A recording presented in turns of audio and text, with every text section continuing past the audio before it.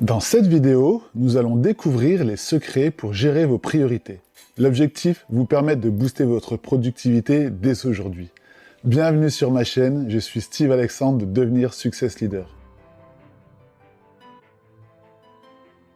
Je vais vous raconter une histoire qui nous concerne tous, celle des défis de la gestion du temps. Il fut un temps où je jonglais avec d'innombrables tâches, des réunions sans fin, des listes de choses à faire qui semblaient s'allonger à chaque instant. Et ça, c'était tant dans ma vie personnelle que professionnelle. Je travaillais dans la finance, j'étais coach d'une équipe de basket adulte, je préparais le marathon de Paris, ainsi que mon diplôme d'entraîneur de basket. Et comme je le disais dans la précédente vidéo, je dévorais une trentaine de livres. Et aujourd'hui, ma vie est encore plus remplie. Nous sommes tous confrontés à la pression de devoir tout gérer. Mais aujourd'hui, je vais vous révéler les secrets pour surmonter ces défis et booster votre productivité en gérant efficacement vos priorités. Ces secrets fonctionnent car je les ai moi-même appliqués et j'ai atteint tous les objectifs que je m'étais fixés et bien plus encore. Au programme de cette vidéo, nous allons explorer les principes fondamentaux de la gestion du temps, les conséquences d'une mauvaise gestion du temps sur votre vie professionnelle et personnelle, 10 conseils pratiques pour gagner du temps et gérer vos priorités, et 5 outils à utiliser, à mettre en place dans votre vie, et vous verrez que ça va radicalement changer votre vie. Préparez-vous à prendre le contrôle de votre emploi du temps et à devenir plus productif que jamais. Allez, c'est parti.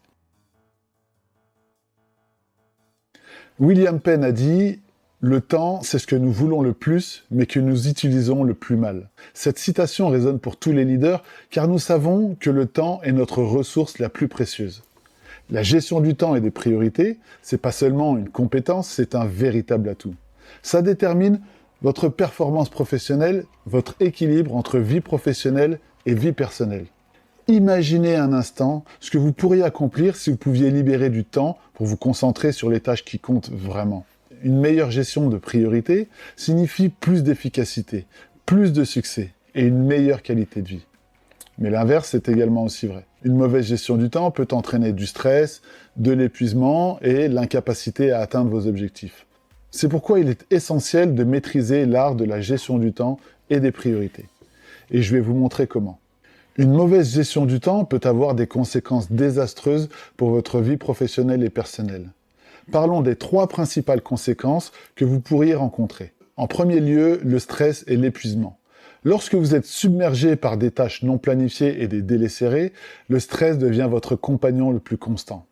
Bien sûr, vous voulez éviter ça. Ensuite, la perte de productivité. Une mauvaise gestion du temps entraîne souvent des heures de travail inutiles et une focalisation sur des tâches non essentielles.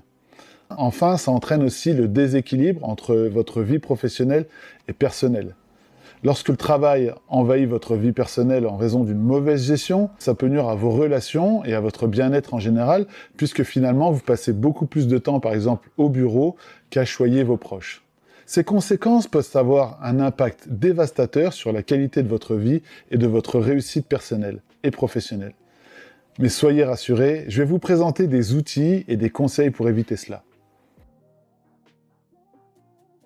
Les outils que je vais vous présenter aujourd'hui sont essentiels pour tout entrepreneur, cadre ou dirigeant d'entreprise, ou même quand je parle de leader, je parle aussi du leader que vous pouvez être dans votre famille. Ils vous aideront à maximiser votre productivité tout en conservant un équilibre entre votre vie professionnelle et votre vie personnelle. Le premier outil que j'utilise, c'est la loi de Pareto ou le principe des 80-20. C'est une règle d'or en gestion du temps. Ça stipule que 80% des résultats proviennent de 20% des efforts. Dans le monde des affaires, ça pourrait signifier que 80% de vos profits proviennent de 20% de vos clients. Pour un cadre, ça peut signifier que 20% des tâches produisent 80% de la valeur. Donc l'astuce, c'est quoi ? Identifiez les tâches à forte valeur ajoutée et concentrez-vous dessus.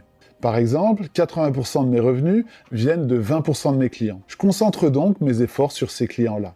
Un autre outil que j'utilise, c'est la matrice d'Eisenhower. Cet outil que j'ai présenté dans la dernière vidéo vous aide à distinguer ce qui est urgent de ce qui est important. C'est un tableau à 4 cases. En haut, vous avez les tâches urgentes. En bas, les tâches non urgentes.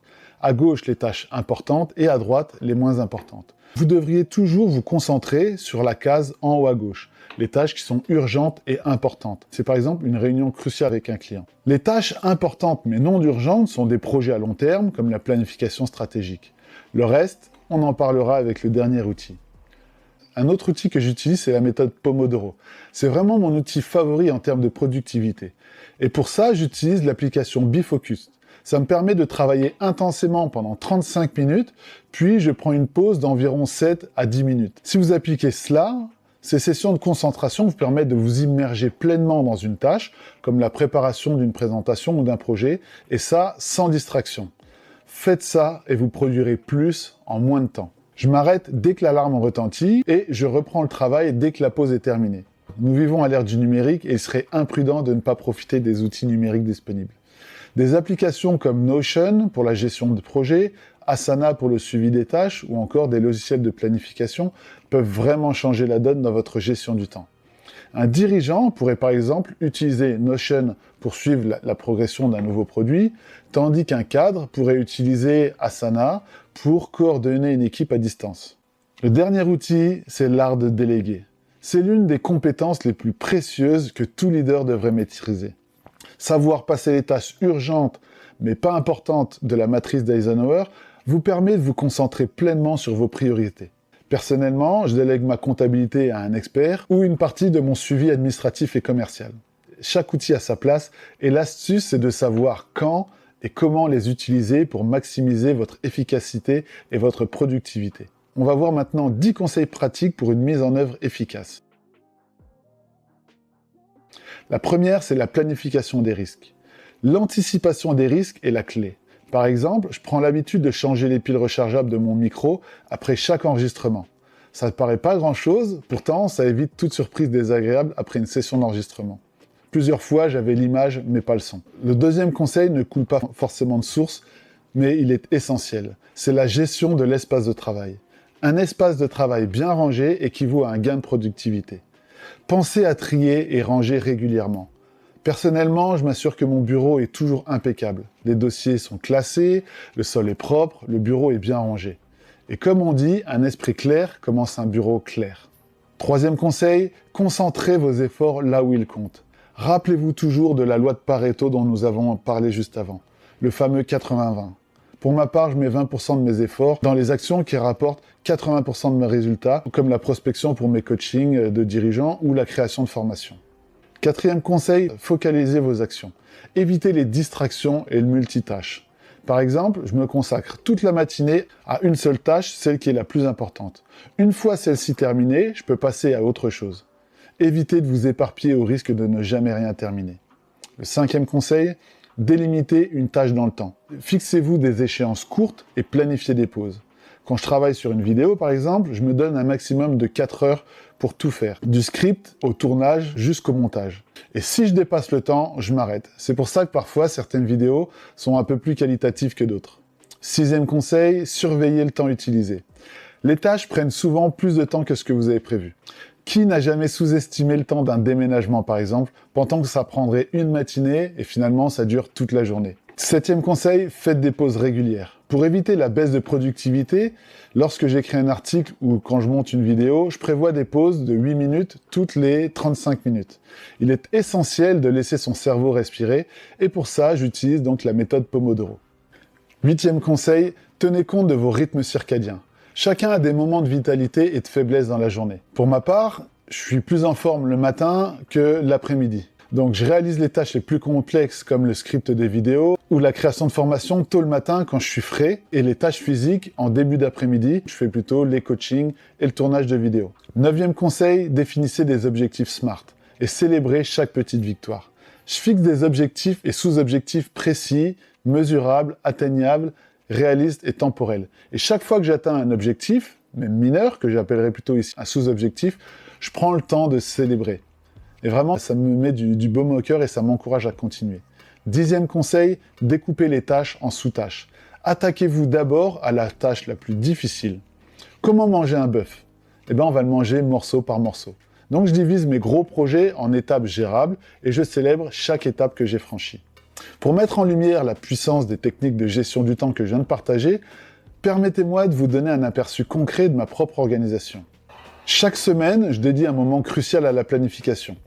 Ce moment, c'est le dimanche quand tout le monde est au lit. Cette habitude me permet de visualiser ma semaine et de m'assurer que chaque objectif professionnel est pris en compte. Bon, je vous rassure, ça n'a pas toujours été comme ça. Chaque demi-journée est dédiée à une mission précise, garantissant ainsi une productivité optimale et un équilibre entre mes diverses responsabilités. Le lundi, par exemple, je me consacre entièrement à la création de contenu. La matinée est réservée au script, à la rédaction, pour ensuite passer à la réalisation de vidéos l'après-midi. Ces sessions de concentration profonde m'assurent une production de qualité. Les mardis, toute la journée et jeudi matin, je suis pleinement présent pour mon rôle essentiel en tant que coach, accompagnant mes clients vers leur plein potentiel. Le mercredi, je m'attelle aux tâches administratives, gérant à la fois le côté commercial et le suivi des projets en cours. Et c'est cette organisation rigoureuse qui me permet d'assurer une fluidité dans mon travail, tout en gardant une clarté d'esprit nécessaire à mon métier de coach. Ce modèle fonctionne pour moi, mais l'essentiel, c'est que vous trouviez votre propre organisation, celle qui vous convient le plus. Et le tout en utilisant les outils et les techniques que nous avons évoqués jusqu'ici. Nous voilà maintenant à la fin de cette vidéo passionnante sur la gestion du temps et des priorités. Nous avons vu ensemble les principes fondamentaux de la gestion du temps, les conséquences d'une mauvaise gestion du temps, 5 outils pratiques à utiliser et 10 conseils pratiques pour gagner du temps et gérer vos priorités. Et des exemples concrets pour vous guider. Je vous encourage vivement à mettre en pratique dès maintenant ce que vous avez appris. Optimisez votre temps et transformez vos journées. Si vous avez aimé cette vidéo, alors pensez à la liker, laissez un commentaire avec vos questions ou vos retours, et je vous invite aussi à la partager avec vos amis et collègues à qui ça pourrait profiter. Abonnez-vous pour ne rien manquer de nos futurs contenus. Pour ceux d'entre vous qui cherchent un accompagnement personnalisé, j'offre une séance de coaching gratuite à 3 d'entre vous. Vous trouverez plus d'informations dans la description ci-dessous. Enfin, cliquez sur la vignette qui va apparaître pour regarder notre prochaine vidéo passionnante, l'auto-évaluation, identifiez vos compétences clés. Et n'oubliez pas, si vous voulez approfondir vos connaissances en gestion du temps, j'ai écrit un livre, Les secrets de la productivité. Il regorge de stratégies éprouvées pour maximiser chaque minute de votre journée. C'est un véritable outil de coaching pour transformer votre vie. Je vous remercie encore une fois de nous avoir rejoints aujourd'hui et je vous retrouve bientôt pour de nouveaux conseils et astuces.